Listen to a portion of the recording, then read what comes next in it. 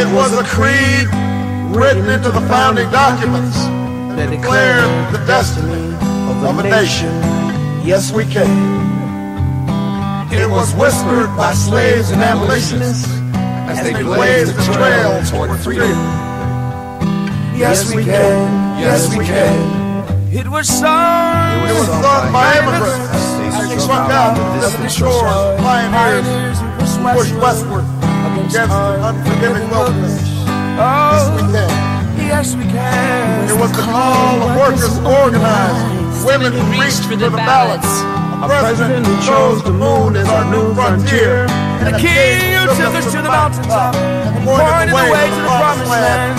Yes, we can to justice and equality. Yes, we can. Yes, we can. Yes, we can. Yes, we can. Yes, we can. Yes, we can. Yes, we can. Yes, we can. Yes, we can. Yes, we can to opportunity and prosperity. Yes, we can to opportunity. From WBRN Radio and on the Boston Red Network, our episode, the title that is Our Revolution Wins in Maryland. The victory of Ben Jealous in Maryland was a surprise to many, but at the same time, it was evident of the strength of people power in the state of Maryland running on progressive issues, period. We're on the 27th of June, 2018 here, and we'll start out with, we'll hear from Ben Jealous, incidentally, when we conclude our part here. But to the president's Twitter account, as many know, the Supreme Court on a 5-4 upheld the travel ban. Now, these 5-4 decisions can go either way. They're ideological.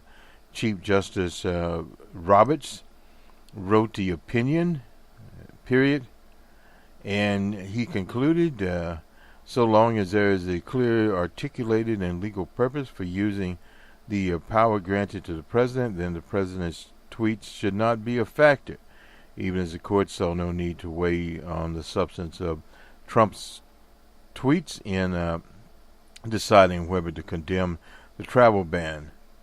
Its ruling holds other clues for future litigation concerning the president's tweets. And this has been a widely held opinion amongst various legal scholars and political pundits, that the president's tweet itself is his official communications tool to the American people. Both opinions and dissents. I'm reading from the Washington Post here. The justice consistently adopt the perspective that Trump's broadcasts on Twitter are official reflections of the White House, not merely the personal feelings of a private individual, as the government has claimed elsewhere. They are not. In the campaign, they were Trump's opinions about the campaign. So it was part of Trump's campaign. Now, at one time before he started the campaign, Trump's opinions were DJ Trump's.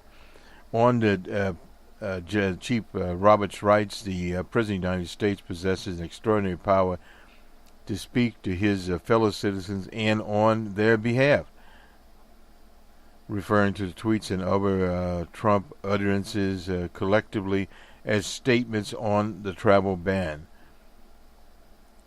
If Trump's tweets are no different from statements he makes from the podium, they could pose problems for the Department of Justice, which has argued that in blocking his political critics on Twitter, Trump was merely engaging his followers in a personal capacity, much like giving a toast at a wedding or giving a speech at a fundraiser. It is not the case in a digital age. Incidentally, that case was Trump versus Hawaii. While not conclusive, the Supreme Court's approach in the case suggests it could agree with a lower court that in May tied Trump's Twitter account with his official position as the president. Brian Fong is the author of this a particular article. Now, this in itself is an interesting situation. We'll recap the primaries on Tuesday, I should say, or last night actually. We're on Wednesday morning here. We'll go to Ben Jealous first, and this is from the Baltimore Sun. We try to use principled sources as much as possible. The headline here is Jealous wins a Maryland Democratic primary for governor. And this is by Luke Broadwater. And let's see here.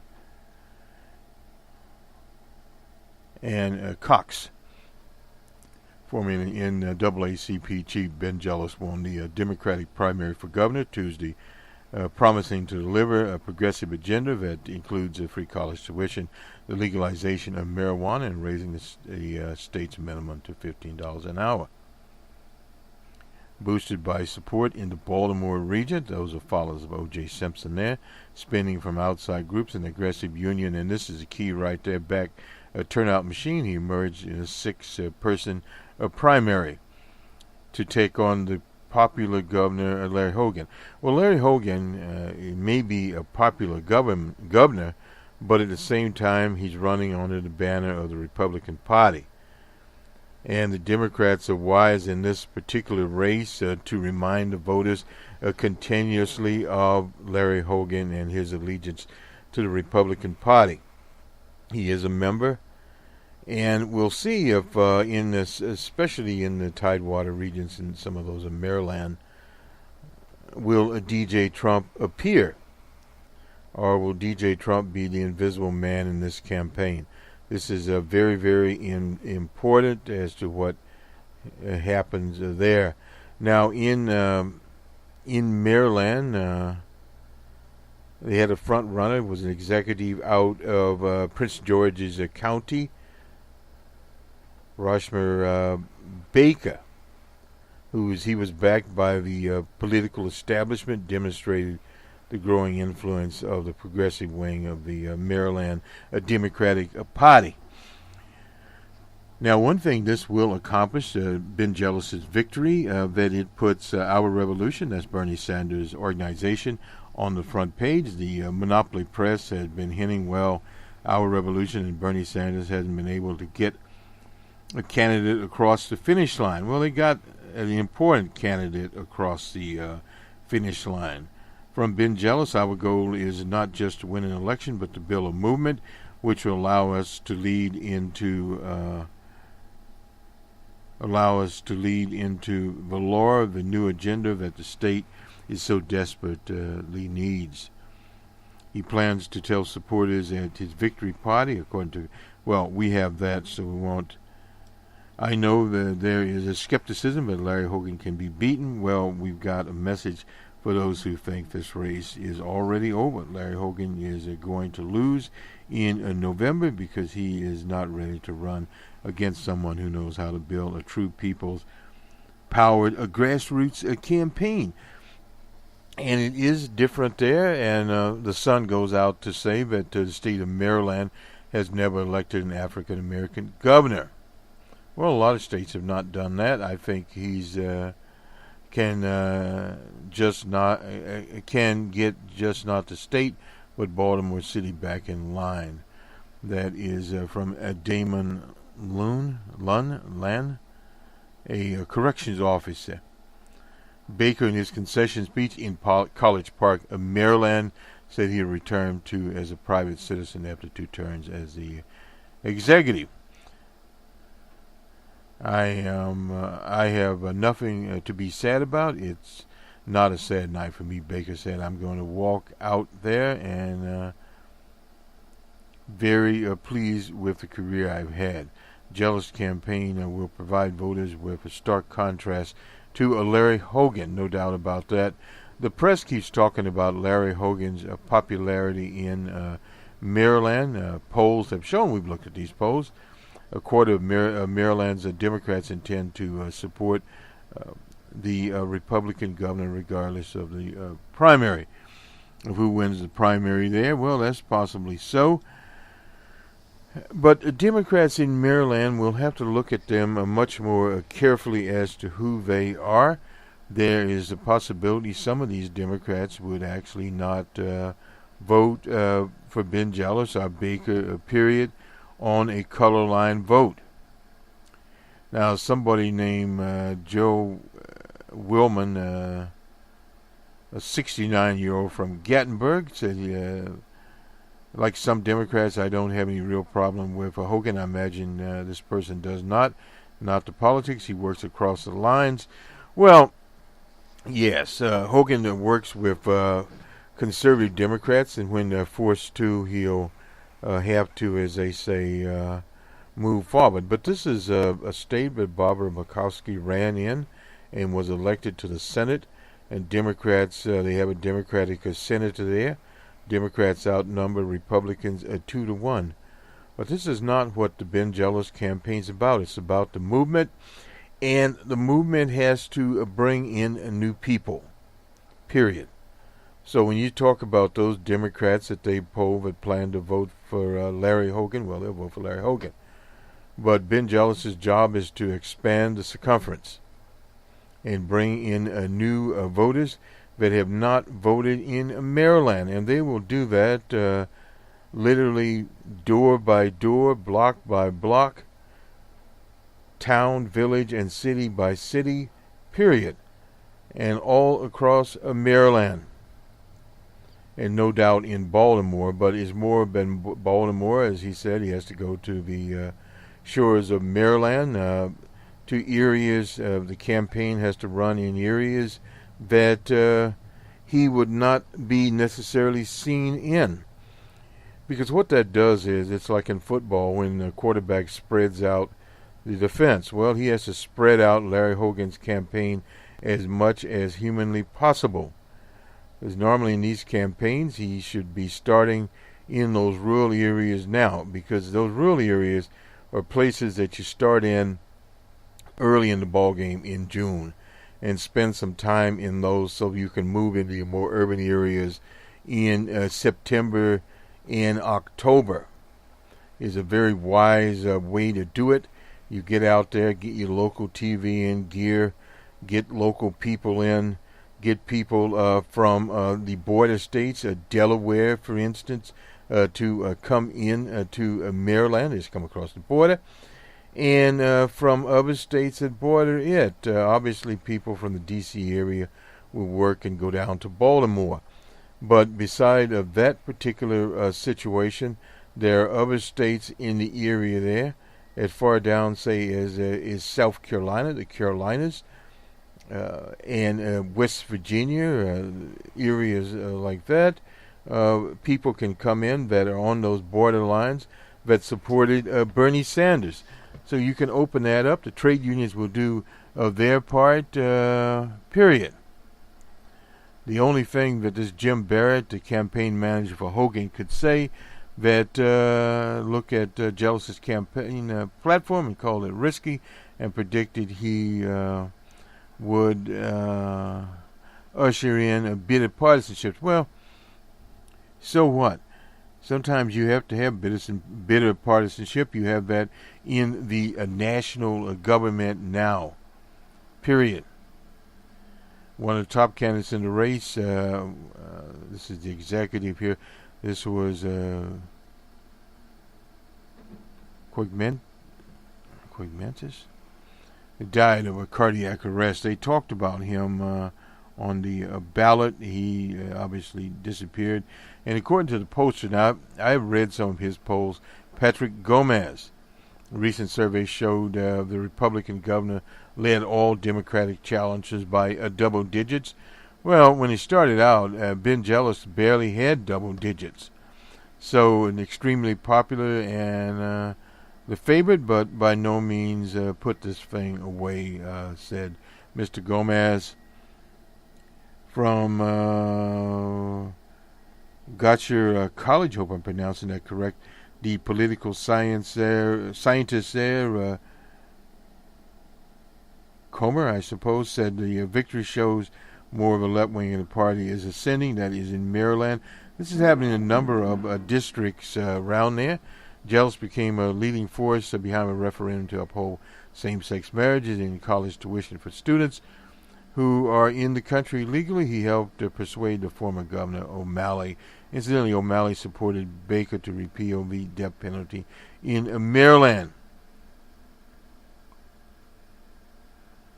He reminded voters of his Baltimore roots. His mother grew up in West Baltimore housing project. His biracial parents had to move from Maryland because it was illegal for them to marry here at the time.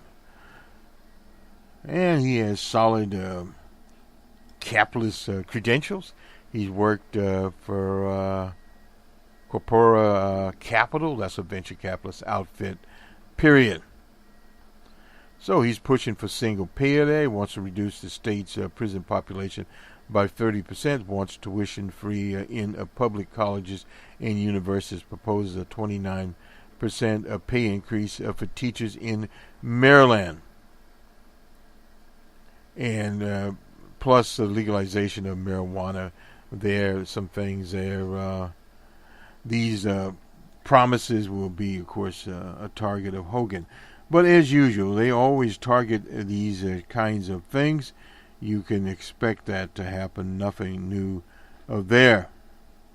A picture of Ben Jealous there, and Marilyn Mosby. She's the state's attorney in Baltimore. Wins a re-election in a freeway race. And let's see. Maryland's primary, pest, provisional ballots, and other problems too. Anyway, won't get so much into that.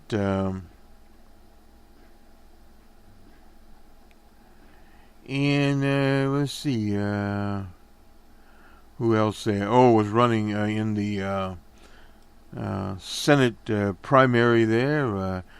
Chelsea Manning. She lost, but nonetheless she ran a good race there. Let's go to the takeaways here. This is 5 takeaways in the primary. It is by Lake Broadwater. The establishment lost, the progressives won, and this was our theme here also. Progressive wing of the Democratic Party. Tuesday night's results show a traditional Democratic establishment lost out to a candidate who could unite unions. Bernie Sanders style there, and a nice picture there. Republican Party in Baltimore County is more of a Hogan party than a Trump party. Larry Hogan, a favorite candidate in Baltimore County's executives race, insurance commissioner, etc., who at times has embarrassed the mark of the Trump of the Trump of Baltimore County. Like Trump, McDougal has advanced tough policies. Now this, who is that? McDougal got defeated anyway. Turnout was up slightly. Well, you need the turnout to be up slightly. The turnout in the primary election was less than 22%, with thousands of voters still votes still outstanding. For the primary, it stood at 24%, step in the right direction for folk who wanted to see more voter engagement. A word here, but it's hardly the 56% turnout the state saw during early voting this year. And again, it appears early voting is going to be is going to the polls for more convenience, not necessarily driving up a turnout. That was a 3 there. And number 4 in SEIU is a force. That is the trade union there. And some of the people ousted. And 5, getting a bridge name for you doesn't guarantee a victory, I suppose. The Governor Harry Nice Memorial Bridge over the Potomac by passing a new law attacking his name to the bridge. Well, I don't know. Anyway, that's was neither here nor there. Let's see if I can get back to this. Uh-oh. And we'll get Miss Mosby here, and we'll go into the New York Times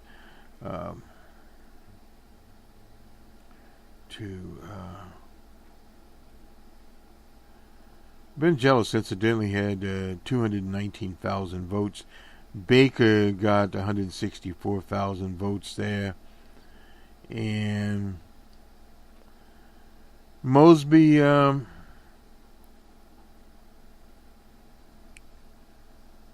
somewhere is her primary anyway. Marilyn Mosby. You remember she was a state's attorney that indicted those cops, killer types there in Baltimore. He's a Baltimore state's attorney. Won a contestant's Democratic primary election Tuesday. Became the city's first top prosecutor to be reelected in a dozen years. After fending off attacks from her two challenges, a defense attorney and a former prosecutor. She's 38 years old, with a stunning victory over the city's previous state's attorney, Rosa. This is Freddie Graham murder there. Many of her supporters praise that decision as helping to quell anger that had erupted into protest. Still, Mosby was hailed for doing what prosecutors across the nation have rarely done, attempting to hold police officers accountable. Voters clearly endorsed Mosby's efforts to expand her office's community outreach in addition to traditional roles of prosecuting criminals. This is about Baltimore. This is so much bigger than Marilyn Mosby. At her campaign manager said Mosby began her day voting with her husband, Nick Mosby, and their children there in Baltimore. In heavy Democratic Baltimore, winning the primaries paramount to being re-elected, period. And let's see, was campaigned on her 92% conviction rate. That's a hell of a conviction rate, but prosecutors usually have pretty good conviction rates. There's no doubt about that. Win comes after campaign became increasingly contentious. Bates' claim of having never lost a murder trial was a dominant issue. Mosby and I will try to hammer it away at Bates with ads, etc. Tension flared on the eve of the election. Mosby wrote out an endorsement from many of the top Democrats there, and various senators. Bates held a news conference on Monday, threatening to sue Mosby as well as the African American, that's a newspaper in Baltimore, for defamation if they didn't stop making allegations about his record. Yeah, politicians' defamation lawsuits just never don't work. So nonetheless, Ms. Mosby will be back. Baltimore has suffered more than 300 homicides for 3 years in a row. At least 135 people have been killed so far this year. Well, we're in the 6th month, so maybe things have slowed down somewhat.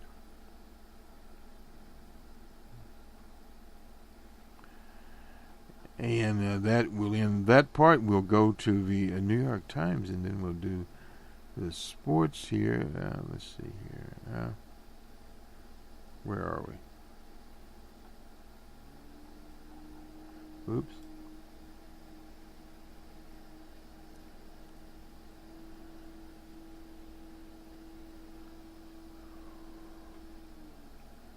And if we can find our New York Times article here,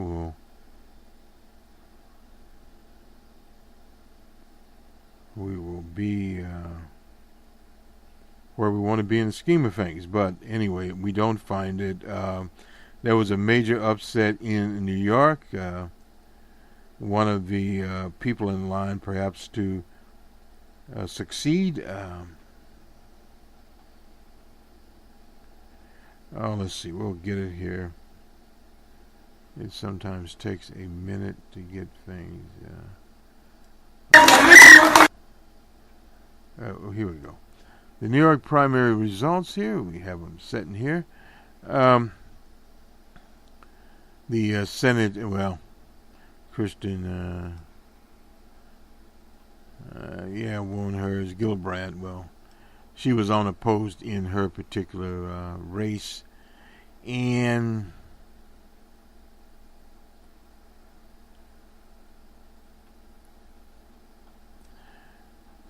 Juanette Clark, a person that I've followed, squeaked by a first-timer around, Adam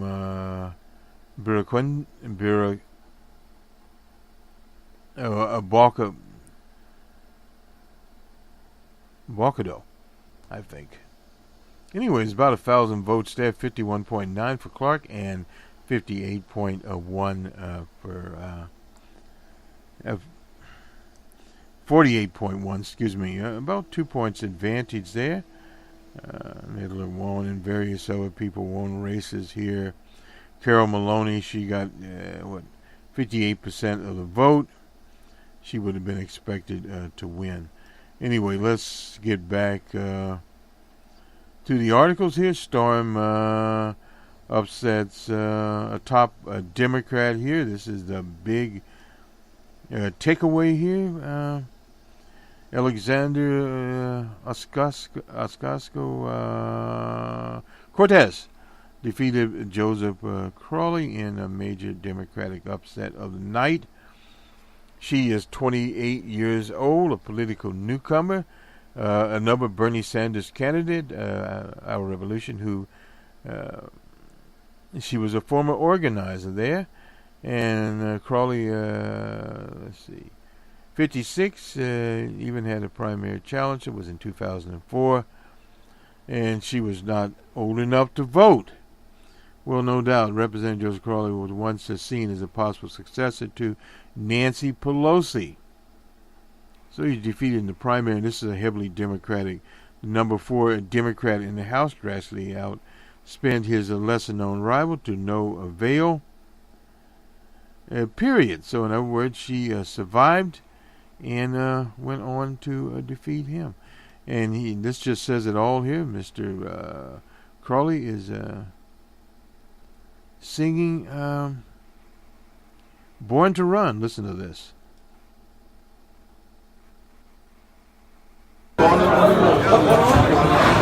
This is for Alexandria Ocasio-Cortez.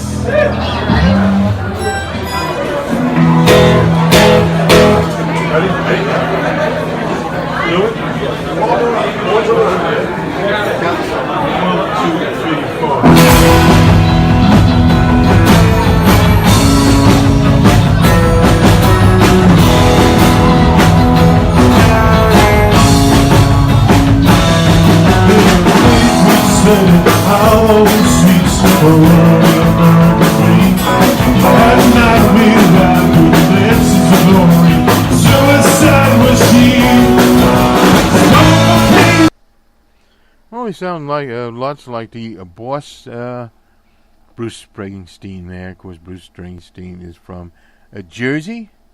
And Ocasio-Cortez, she's a native of the Bronx. And obviously she's a Latino in Queens and the Bronx district. That is majority minority. In fact, she emphasized repeatedly on the trail against Cortez, who was Crowley, who was a European. In hindsight, the seat represented perhaps a perfect brew for an upset. A rustic incumbent, a charismatic challenger, a liberal district that gave Bernie Sanders 41% against Hillary the Monster Clinton. And she piled up endorsements from progressives, including Cynthia Nixon, who is running her own insurgent campaign for governor against Cuomo. She was there, Ms. Nixon was there at Ocasio-Cortez's victory party. So Ocasio-Cortez there. DJ Trump got on a big Trump hater, Congressman Joe Crowley, who many had expected to take Nancy Pelosi's place, lost his primary election. In other words, he's out. That's a big one that nobody saw happening. Perhaps he should have been nicer and more respectful to the president, DJ Trump. Well, old DJ Trump is going there. She attacked Crowley for not living in New York and specifically sending his kids to a school near Washington where there was a tear gas released on the protesters in Puerto Rico. Crowley wrote, "You're responsible for this," and when asked her in a debate if she would endorse him if he prevailed, she pointedly refused. Of course, he dedicated a song to her, I suppose you'd say, but that sometimes happens. So in New York, you have a victory. Crowley greeted Nancy Pelosi when she called him shortly after his defeat. He later told reporters she called to tell me how much she loved me. Representative Steny Hoyer, a longtime rival of Pelosi, is now free from having to worry about Crowley with his ambitions to be the leader. But some House Democrats speaking anonymously to discuss a delegate topic said that given the party's changing face, it would be difficult to dump Pelosi for an older male lawmaker. Furrier calls, text message, Democrats floated names such as Sherry Bassos of Illinois, Linda Sanchez of California, Joseph Kennedy of Massachusetts, and Step Malden of the Commonwealth. Also, potential alternatives to Nancy Pelosi, but Nancy Pelosi made it clear she seeks posts again if the Democrats ever could take the House back. I don't know why I used that word there. Headlines from Political Patriarchy. She wrote on Twitter, is one recent story. Now she's likely to be headlines for years to come. Yeah, possibly so. One does what never does know. Let's just say it that way. I'm stumbling here. Anyway, this is from the New York Times. Another headline here, GOP blockade of Obama's nominee pays off in a ruling, and no doubt about that. They have this Justice Gorsuch on the court. Gorsuch voted with the majority, conservative majority, to uphold the travel ban. Well, that would be expected there. Sonia Sotomayor delivers a sharp dissent over a ruling. And we'll have more on that later to come.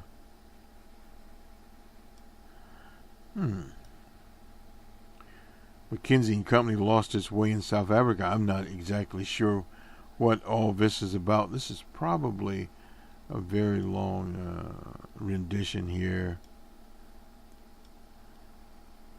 Blackouts kept coming. The state-owned power company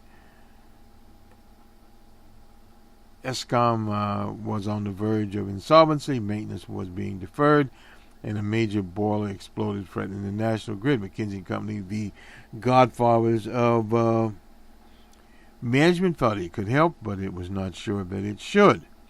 The risk was huge. Could they fix the problem in 2015?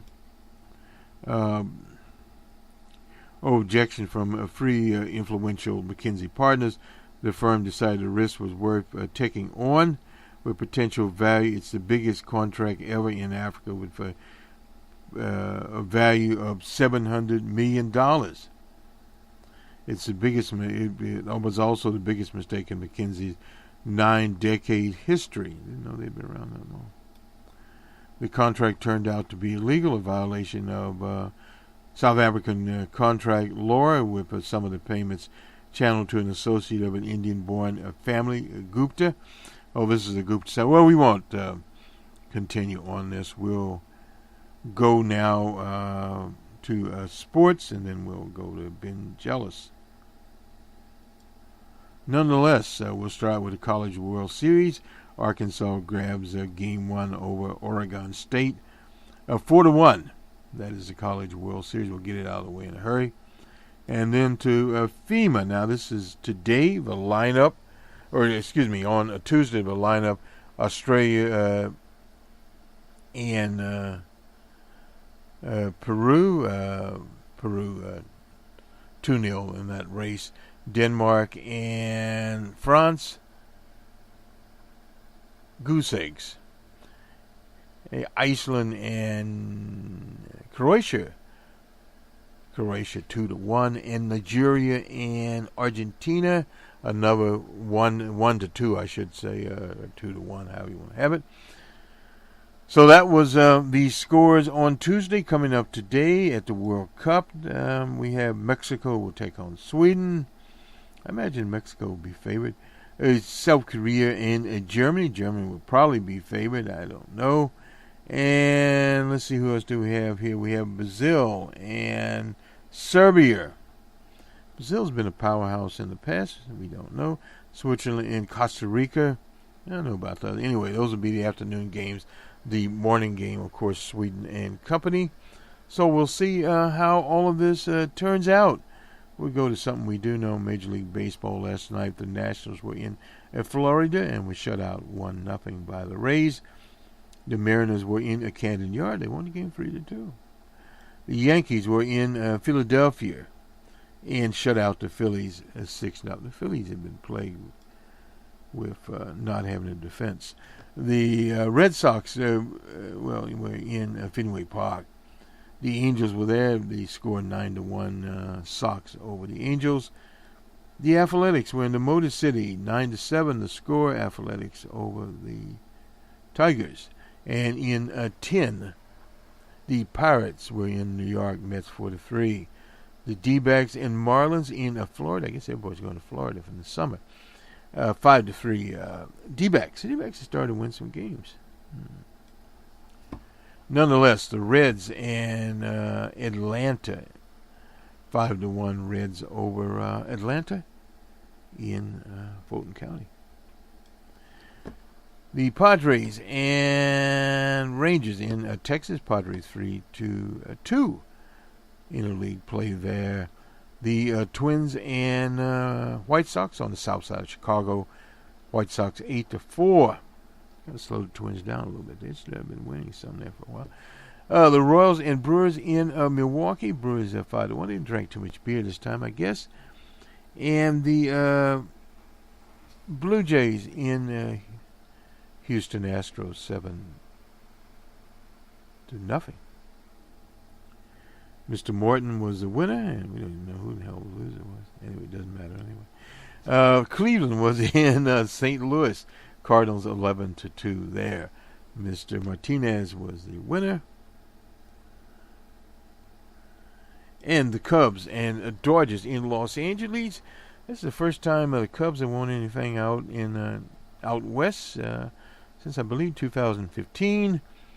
And that was Mr. John Lester was a person involved in that one. 9-5, a runaway score. There, I was reminded of something that, who was it said? The announcers were talking about. Maury Wills, of all people, said if there's 7 more than 7 runs, you don't waste your legs. Yeah, wise advice right there.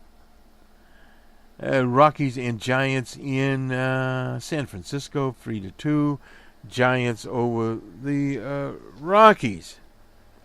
I suppose Mr. Watson was the winner. Mr. Dyson got the save. The West, the National League West, is a fairly weak division. We've seen that around. So let's look at a little bit of the polling today. I didn't look at it. Not sure if at Real Clear Channel we're going to have much of this particular situation. Look at some races here. We looked at Maryland and Colorado. Polis, I suppose, was went in the Democratic primary.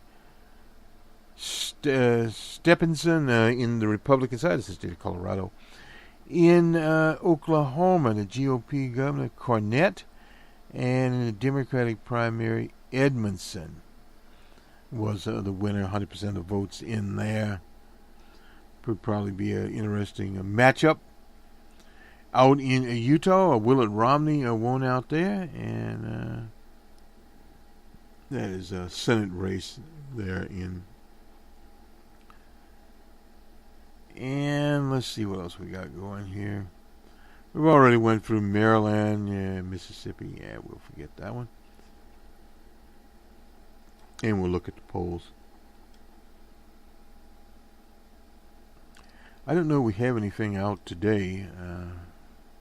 Had a lot of polls out on Tuesday. We went over these polls, so we want... well, these are different polls. Sorry about that. This is NBC, Marsh's poll, upstate New York. This one has Nelson up by 4. You remember he was, I believe, up by 5. And then in another poll, actually Scott was up by 5. The Arizona Republican primary. Sally is, it's much closer. McSally is up by 2 points. Kelly Chemtrail Ward is at 28. Joe Arpaio is at 21. They're a little bit more bunched up together. In the Democratic primary, Samaria is up by 11. In the Senate race over McSally is up by 10 over Chemtrail Ward. This is from NBC News. And up by 25 over Joe Arpaio. In Ohio, haven't seen anything out of Ohio. Brown and Rexelli. Anyway, Brown's up by 13 in Ohio. Quinnipiac, Virginia, Senate race there has the current senator up by 18.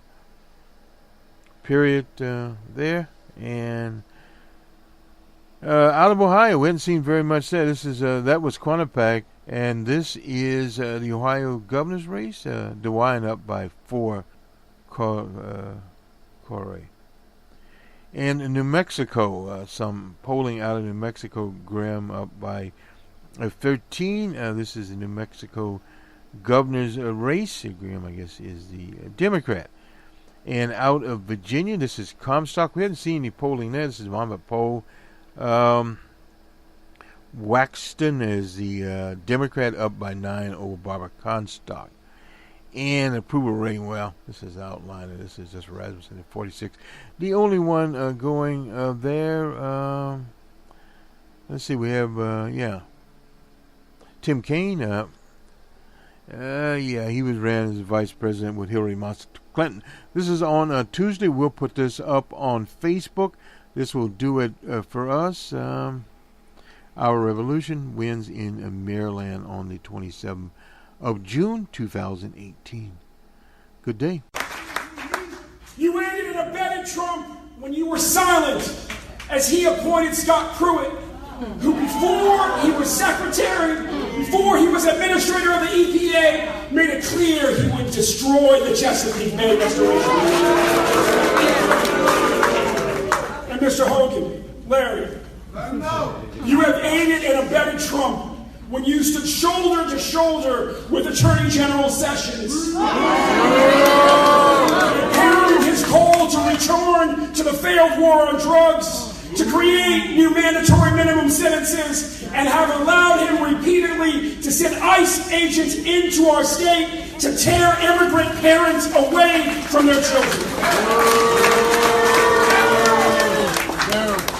No, we need a governor who knows how to lead, not someone who thinks that the test of leadership is a poll or a popularity contest. Some will question whether I have the experience to lead as governor because I'm not a career politician. Well, I've managed complex organizations as a CEO or been a partner in a business since I was 26 years old. That's right. And I think experience is a great thing, but experience don't mean a lot if you can't bring people together to get big things going. That's right. I know how to lead, and more importantly, I know where we need to be going as a state. That's right. We can't settle for Larry Hogan's low expectations anymore. That's right. holes and puppies. He's a gimmick governor. He is a gimmick governor. It's time for us to realize the promise of Maryland. I've been tested in my capacity for leadership. I became the youngest president and CEO in the history of the NAACP. And led it to greatness all through the depths of the recession. At the end of my tenure, the headline on the front page, above the fold of the Chronicle of Philanthropy, simply read, "Jealous leaves the NAACP a far stronger place." And when I finish my 8 years as governor,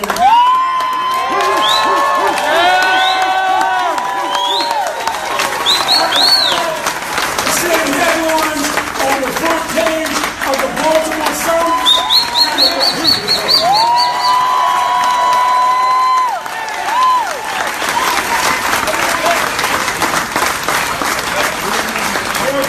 Years ago, when Stacey Abrams and I were young organizers in Mississippi. Maybe you didn't catch that. When Stacey Abrams and I were young organizers in Mississippi. A governor down there tried to shut down a public, historically black college and turn it into a prison. We stood up to Governor Fordyce. And we won by confronting him and his policies the same way that we must all confront Donald Trump. By opposing him in the public square, not just in the shadows, Larry Hogan. Our goal is not just to win an election, but to build a movement which will allow us to lead into law the new agenda that the state so desperately needs. That's right. And to achieve that kind of victory, I have no better partner. That's than right. my running mate, former chair of the Maryland Democratic Party, Susie Turnbull.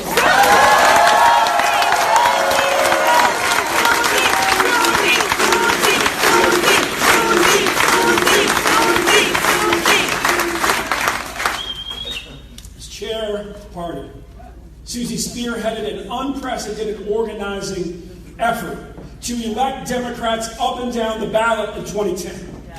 There was a moment Susie said, back in 2010 we had 7 offices across the state, and then she said, no, we had 7 offices on the Eastern Shore. Well, the Democratic vote that year went down in so many states, and the Tea Party rose up. We held them back here in Maryland because Susie and her organizers made sure that the vote went up amongst Democrats in Maryland in 2010. Susie doesn't just know how to ride a wave. She knows how to build a wave election, and that is exactly what we're going to do this year. One of the greatest experiences in this campaign for me has been listening to the people of this state. As I travel the state, I've listened to young people. I was back in a housing project in West Baltimore where my mom spent half her childhood.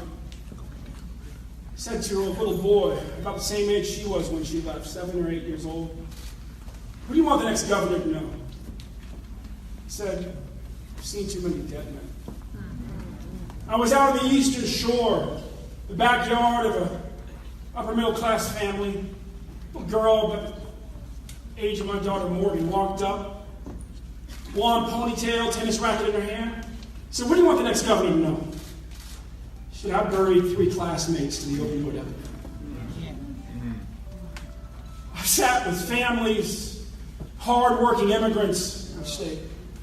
"What do you want the next governor to know?" "My children wake up at 2 o'clock in the morning every night in a cold sweat to check if mommy and daddy are still here." Larry Hogan.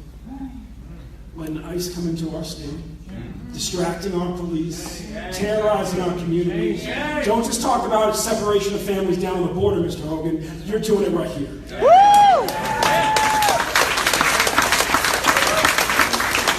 I've sat with worker after worker after worker and said, "What do you want the next governor to know?"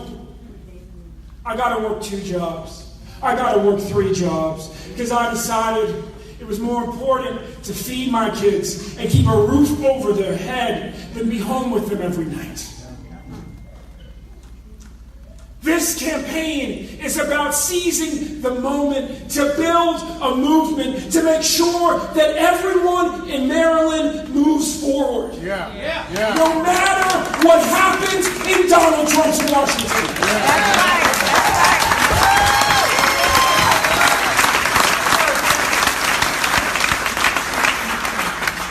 Before I close, I want to recognize some important people. And I'd appreciate it if we would ask the chair of our party, Kathleen Matthews, to come here with me.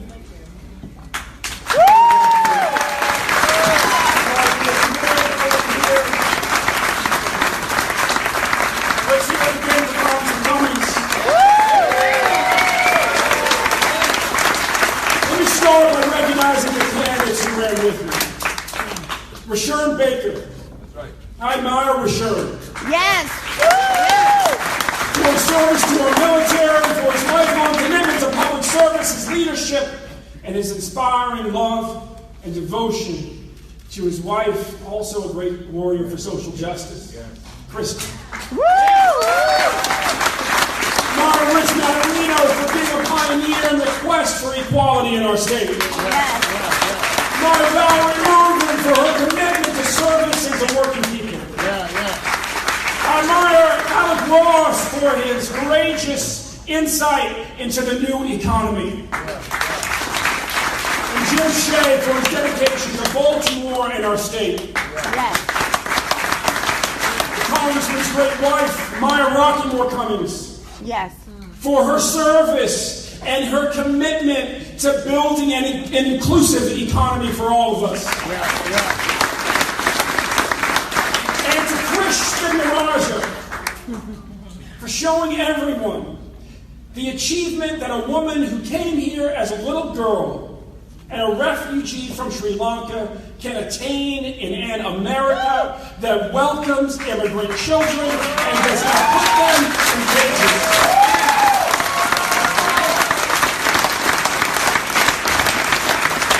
I want to recognize one more candidate that many of us are carrying in our hearts tonight.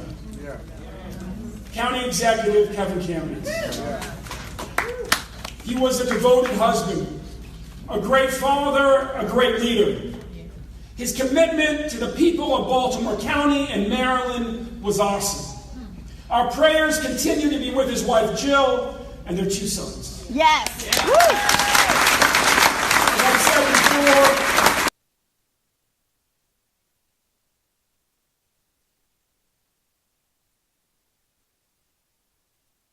but we started off in 4th and we ended up in 1st. That's right. We started from the bottom, now we're here. Yeah, exactly. Join me in thanking our campaign staff. Yes. Travis, Megan, Kevin, Rich, Erica, Sandy, Todd, April, Brian, Julia, Lisa, Deanna, Jacob, David, Tristan, Jerusalem, and Marjorie.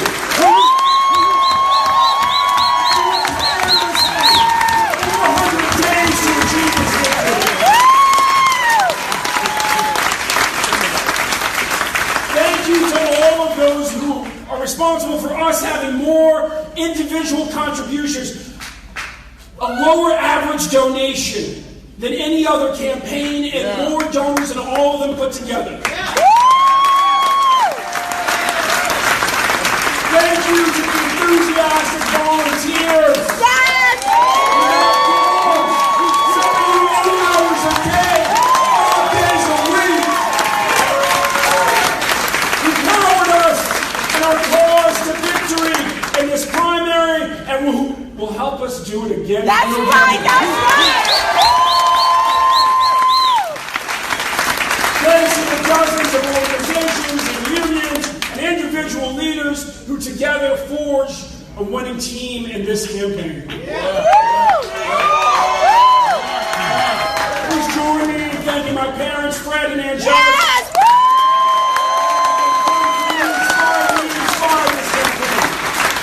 Thank our business partners and Capital Capital for their help. And the most special thanks of all goes to my two great kids, Morgan and Jack.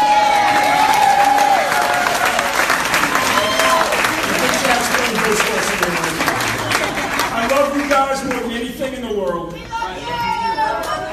Thank you to all of you for your help. I ask for your help. The victory we achieve in this general election will be the beginning of a movement to realize the promise of Maryland. Abraham Lincoln told us a century and a half ago, the most reliable way to predict the future is to create it. And that's our challenge today. We can together create a future where we pursue the promise of Maryland and achieve it for all of our children together. The promise that our kids will again receive the best education, not just in America, but in the world. The promise that we will be Maryland, the state that started as a refuge for those fleeing religious persecution in Europe. The promise that we once again will be a beacon of freedom and tolerance for the nation and the world. The promise that we will pull together as a community to ensure that every child is cared for, every senior is protected, every woman is respected, and paid an equal wage for an equal day's work.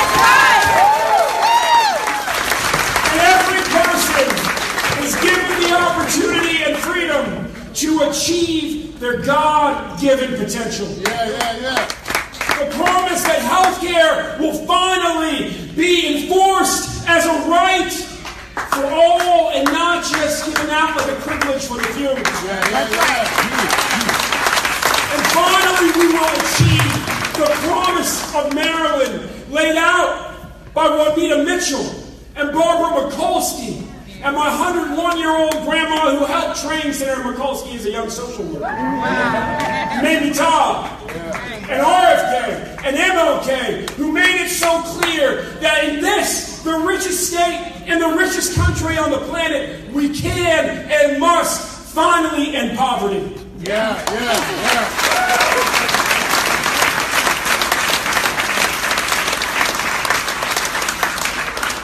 This is the future we will begin creating on November 6th when we win this general election.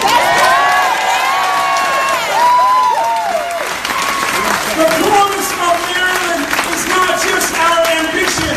You know, my Uncle Maurice Boone told me a long time ago, son, what's a goal? I said, it's something I want to do. He said, no, son. A goal is something you will do. It changed my life, and I tell you tonight, the promise that we've spoken about, the promise of Maryland is not just what we want to do. No, that's our goal. Just like winning this primary was our goal. Just like winning the general is our goal. It is not what we want to do, it is what we will do.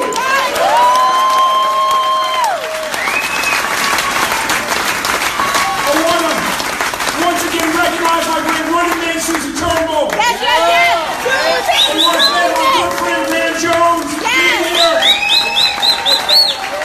Thank you to all of you. Thank you to all the great organizers in this room and watching us. We got